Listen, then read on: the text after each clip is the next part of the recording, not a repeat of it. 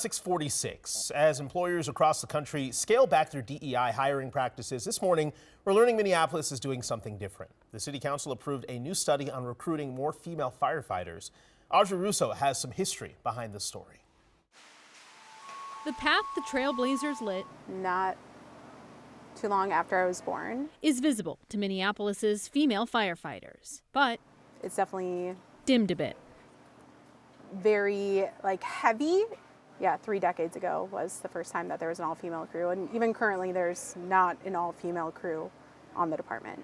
The 33 years since this picture was taken didn't always stay true to the pioneers' course. Women made up 15% of the department in 2002, but today it's dwindled to less than 8%. Knowing other motivated females who want to do it would have made a huge difference. A pattern city councilors At 16, are hoping to reverse. related to fire department recruitment.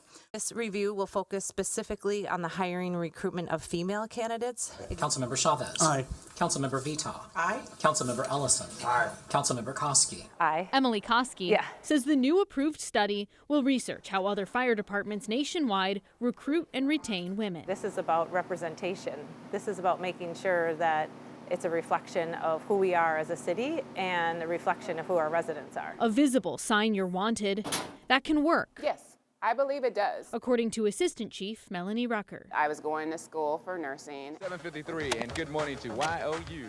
It was on KMOJ radio. One of the first African-American female captains, that was a woman recruiting and saying, you know, this is a career, this is what the fire department is about. And I was like, I went out and filled out an application, and today now it's history. Seeking out new trailblazers You see it, you could be it. to extend that 3-decade-long path. Sitting here in this rig is something that many women before us had to really fight for. There's so much life and culture that that crew brought, and we need to make sure that we're continuing that.